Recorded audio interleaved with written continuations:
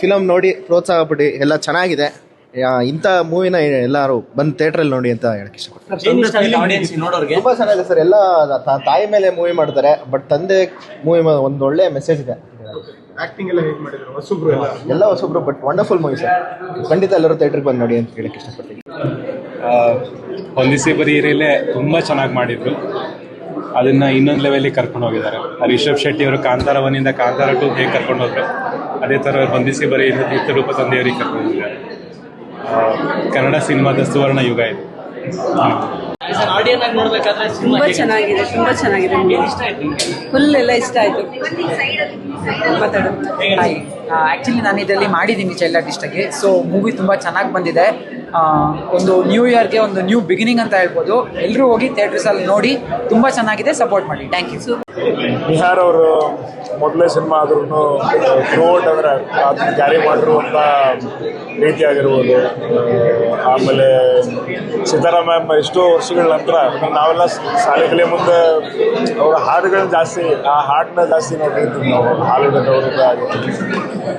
Vishnu sir ಕಾಂಬಿನೇಷನ್ನಲ್ಲಿ ಬಂದಿರೋ ಇನ್ನೊಂದು cinema ಆಗಿರಲಿ, ಆಫ್ಟರ್ ಲಾಂಗ್ ಟೈಮ್ ಅವ್ರನ್ನ ನೋಡೋದನ್ನು ಭಾಳ ಖುಷಿ ಕೊಡ್ತು. ಅಂದರೆ ಸಟ್ಲಿಟಿ ಅಂತ ನಾವೇನು ಟ್ರೈ ಮಾಡ್ತೀವಲ್ಲ, ಅವ್ರು ಆವಾಗಲೇ ಟ್ರೈ ಮಾಡಿದವರು. ಅಂದರೆ ಅಷ್ಟು ಸಟ್ಲಾಗಿ ಆ ಎಮೋಷನ್ಸ್ನ ರೀಚ್ ಮಾಡಿಸ್ತಾರೆ. ಆಮೇಲೆ ರವೀಂದ್ರ ಸರ್ ಅವರು ಪ್ಯಾನ್ ಇಂಡಿಯನ್ ಆ್ಯಕ್ಟರ್ ಅವರು ಒಂಥರ. ಈಗ ಅಂದರೆ ಎಲ್ಲ ಭಾಷೆಯವ್ರಿಗೂ ಗೊತ್ತು. ಅವ್ರ ಕ್ಯಾರೆಕ್ಟರ್ನು ಸಿಕ್ಕಾಪಟ್ಟೆ ಕನೆಕ್ಟ್ ಆಗುತ್ತೆ.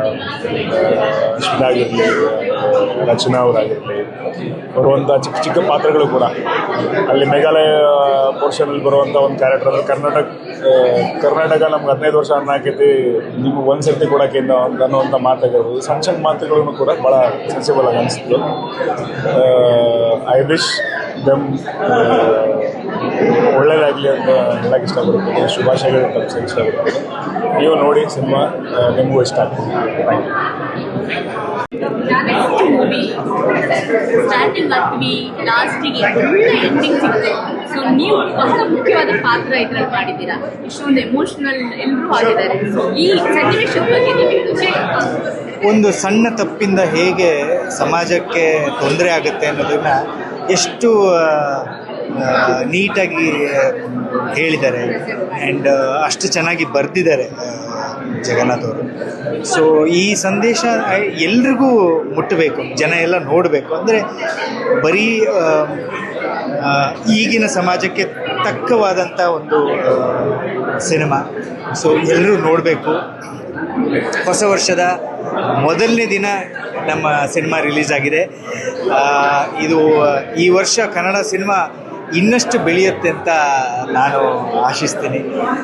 ಸೊ ನಿಮ್ಮೆಲ್ಲರ ಸಪೋರ್ಟ್ ಇರುತ್ತೆ ಅಂತ ನಾನು ಅಂದ್ಕೊಂಡಿದ್ದೀನಿ. ಸರ್, ಈ ಸಿನಿಮಾದಲ್ಲಿರುವಂಥ ಗಟ್ಟಿ ಕಥೆ ವಿಚಾರಕ್ಕೆ, ಈಗಿನ ಸೋಷಿಯಲ್ ಮೀಡಿಯಾ ಓಡ್ತಿರುವಂಥ ವಿಚಾರಕ್ಕೆ ಆ್ಯಂಡ್ ಆ ಕೆಲವೊಂದ್ಸಲ ಏನು ಯೋಚನೆ ಮಾಡೋಂಥ ಸುದ್ದಿಗೆ ನೀವು ಈ ಸಿನಿಮಾದಲ್ಲಿ ಗಟ್ಟಿಯಾಗಿದೆ, ಅದ್ರ ಬಗ್ಗೆ ಹೇಳೋದಾದ್ರೆ? ಹೌದು, ಈಗ ಎಷ್ಟು ಡೆಲಿಕೇಟ್ ಆಗಿದೆ ರಿಲೇಷನ್ಶಿಪ್ಸ್ ಎಲ್ಲ, ಎಷ್ಟು ಡೆಲಿಕೇಟ್ ಆಗಿದೆ. ನಾವು ಜನರು ಕೂಡ ನಾವು ತುಂಬ ಲೋನ್ಲಿ ಆಗ್ತಾ ಇದ್ದೀವಿ ಅಂತ ಅನ್ಸಲ್ಲ. ಸೊ ನಾವು ಎಲ್ಲ ಡೆಲಿಕೇಟ್ ಆಗಿದೆ, ರಿಲೇಷನ್ಶಿಪ್ಸ್ ಡೆಲಿಕೇಟ್ ಆಗಿದೆ. ಒಂದು ಸಣ್ಣ ಪ್ರಾಬ್ಲಮ್, ಒಂದು ಸಣ್ಣದು ಹೆಚ್ಚು ಕಮ್ಮಿ ಆಗೋದ್ರಿಂದ ರಿಲೇಷನ್ಶಿಪ್ಸೇ ಒಡೆದೋಗುವಂಥ ಚಾನ್ಸಸ್ ಇರುತ್ತೆ.